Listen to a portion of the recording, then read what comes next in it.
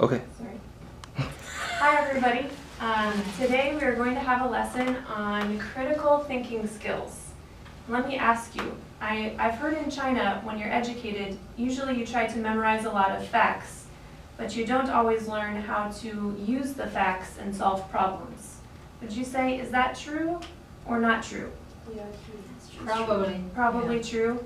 So have you heard of this phrase, critical thinking skills? Mm-hmm. I think it's very common in American education. Do you hear this in your classes, or do teachers talk about critical thinking and problem solving? Yeah. Yeah, somewhat. Okay, let's just say on a scale of 1 to 10, 1 means you are excellent at critical thinking. 10 means you are excellent. 1 means you're really bad. Where would you rate yourself? 10 really good, or 1 really bad, or somewhere in between? 6. 6? 5? 7? 5.5. 5.5? 5? 7. 7. Okay, so you think you're all in the middle. That's great. Okay, so what we're going to do today is we're going to look at a section of critical thinking called the scientific method. So if you think about it, critical thinking is a very big area. The scientific method is one small piece. Okay, so we're just going to look at a small piece today. Our purpose is to use facts to solve problems. So we're not just going to memorize. We're going to find some facts and then we're going to use them in a way that will benefit you and hopefully benefit other people. So we have 4 steps to the scientific method: observation, interpretation, conclusion, and application. First, we want to ask ourselves, what do I see? What are the facts? Then we want to ask, what possibilities can explain what I see? Then we want to ask, what caused what I saw?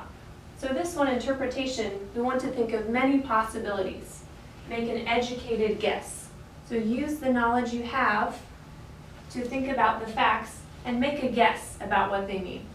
Then our conclusion is, what caused what I saw? What is the problem? So there we will just narrow it down to 1. That will just be 1 only. And then application. How can the problem be solved and what can I do? So we have a guest. Rena, can you come forward? Let's just imagine we're in a doctor's office. I'm going to show you how to use these skills. Doctors have to do this every day. So let's pretend I'm Dr. Hannah. This is my patient, Rena. Here she comes. Hello, ma'am, how are you? No, not bad. Bad. Bad? Okay. So can you come a little closer? Let me look at you. Let's see, are you coughing? Yes, all the time. Yes, and any other problems you're having? Runny nose, headache. Runny nose, headache, anything else? Fever. Fever? Yes. What about, have you vomited? A little bit. A little bit? How many times? 2 or 3. I couldn't remember. 2 or 3. Okay, so right there I was observing Rena. So what did we see? What are the facts about Rena? Fever. Okay, she has a fever, runny nose, headache. What else? Coughing. Vomit. She was vomiting? Yeah. Yes. Okay, so that's our first step, interpretation. Step 2, our first step, observation. That's observation. Number 2 is interpretation. Now, as a doctor, I have some medical knowledge, right? I went to school. So I'm going to ask, what possibilities can explain these symptoms? By the way, a symptom is when you have a bad feeling, like cough, fever. Those are all symptoms of something. They're like a sign. So what possibilities can explain what I see? Let's just guess. What do you think can explain why Rena is feeling like that? She got a cold. Okay, maybe she got a cold.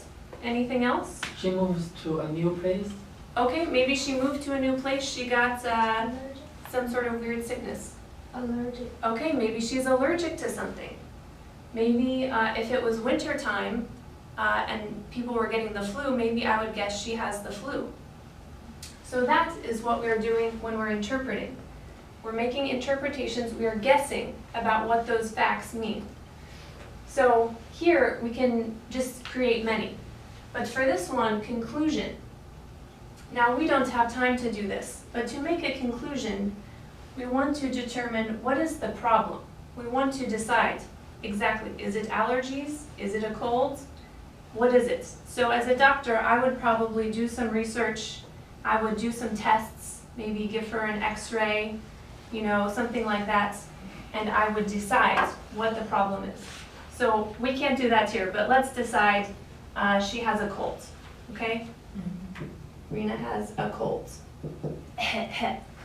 So, application. How can the problem be solved? And what can I do? As a doctor, how can I solve her problem? What can I do? Take a medicine. Okay, I can give her some medicine. What else? Drink more Some water. suggestion like have a quick break or something. Yeah, Drink more water. I could suggest take a break, get some rest, drink some water. What else? More water. Yeah, drink more water. Don't go to work. Cover your mouth. Take some medicine. Things like that. So that's application. So this is the basic format of the scientific method, how to use critical skills. Does that make sense? Do you have questions so far? No. No? Okay, great. Now we are going to practice our skills. I'm going to give you each a sheet with 3 pictures. These pictures, they are all showing a similar problem. Okay, they're all showing a similar problem. They're meant to go together. Okay? So what I want you to do is first, we'll take 1 minute. Make some observations. Okay? If you want to write them down, please write them down. Look at what do I see in the pictures? What are the facts? Okay, so these go together, they make a whole picture. So let's think about that. And we will go through these quickly so we can have time to discuss. Okay, so if you can just do it without writing and just think about it, that's okay too, if it's faster. So what do I see? What are the facts of these pictures? Yeah, rubbish facts. Okay, who's in these pictures? Kids. Kids. And what do you see about these kids? They're obese, okay? Huge. They're huge. Over their age. Like, Yeah, they're overweight, and for their age, should they be that big? No, they should not. Okay, what about the background of those children? Where do you think they are from? First kids from China. Yeah. It's some of their faces, I would say they could be from China or from another East Asian country. Yeah, so that's what I see, what the facts are. Let's go to interpretation. Okay, now spend a minute and think about what possibilities can explain what you see in the pictures. What can explain why those children are so fat and what has happened to them? Fast food. Okay, maybe they're eating too much fast food. Any other guesses? Genetics. Okay, maybe genetics. Maybe their parents were very fat. What else? Metabolic disorder. Okay, metabolic disorder. That's kind of goes along with genetics. Yeah. Okay, so genetics, fast food, anything else? Like exercise. I need exercise. Okay, a lack of exercise. Maybe they're sitting around. If they were older kids, maybe they're studying a lot and they're not exercising. Any other interpretations? Eating habit. Parents. Yeah, we said eating habit. What about parents? Could parents play a role here? Yeah. Yeah. Yeah, I think so. Yeah, what do you think parents, how can they influence their child's weight? They just spoil them. That they eat too much. Okay, spoil, what does that mean, Jaipon? Like let the kids eat whatever they want. Okay, so if you spoil a child, it means you give them anything they want. So maybe the child wants a lot of McDonald's or Kentucky Fried Chicken or whatever, and the parent says, okay, you eat whatever you want, it's okay. So these are possible interpretations. Now for our conclusion, normally we would do some research because we don't know exactly what the problem is. But I want you to just take a minute and think about it. Think about what you know of China today, how the economy has developed and changed, what you know about parenting styles, And I want you to pick one, what you think is the conclusion. What is the real problem here? So take a minute, think about it, and then share when you're ready.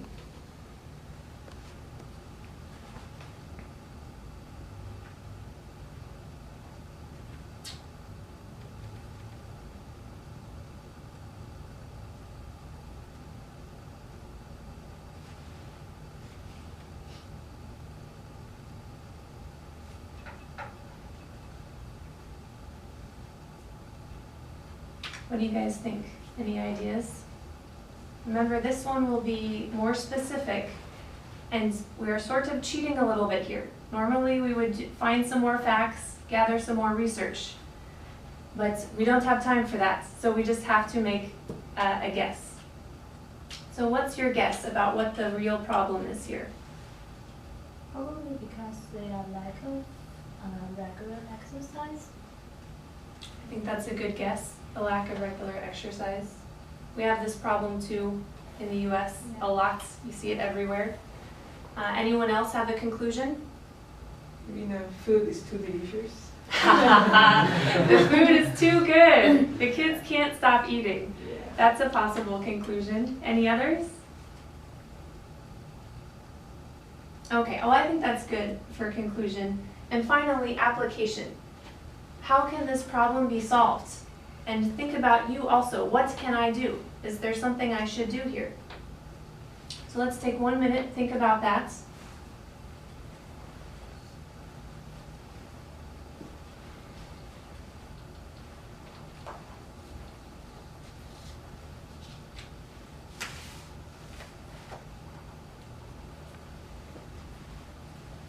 Our problem. Eat healthy food. Okay, eat healthy food. This is very general. Let's think about, let's imagine our conclusion is that there's a problem with children in China eating too much. If that is our conclusion, what could our application be? Fast food. Yeah, so how are you going to tell the people that? Parents Schedule. educate, Okay. healthy, and then less. So do something to educate the parents, right? What were you going to say? I think parents can make a schedule for their children. Okay, parents can make like an eating schedule for their Yeah. children, an exercise schedule. So maybe should the government be involved in some way? Yeah, school cafeteria. Okay. They should provide like healthy food and calculate the calories for the kids. What kind of food is good for them? Exactly, so who could be involved? Schools, parents, government, who else? Maybe the Ministry of Health, Community? the community? That's right, these are all great ideas. Actually, I did some research. We're going to finish up now. I did some research and found some articles, and in the US, you've probably seen, we have a problem with children who are obese, but I found this is also a problem in China because of the growing economy, sometimes because many families just have one child, and the child, gets everything. So I'm going to give you each some articles. You each have 3, and I ordered them. Number 1, I think, is the easiest to read, and number 3 is the hardest. So for homework, what I would like you to do is read these articles and then go through and write down your observation. You can pick one article. You don't need to read all 3. But pick your observations, your interpretations, your conclusions, and your application from the article that you read. I want you to write each step out. And when you do this, you can be more specific because the articles give you some details. So you don't have to make guesses. You can find some facts from the articles. And then maybe next time we can discuss. So the last thing is a little quiz, just to see if you learned. So I'm going to pass out this quiz, and it's just to make sure that you know how to identify each one of these statements with its step, observation, interpretation, conclusion, application, and then give a description here of each of these steps. In your own words, give a definition. So that's it. Thanks.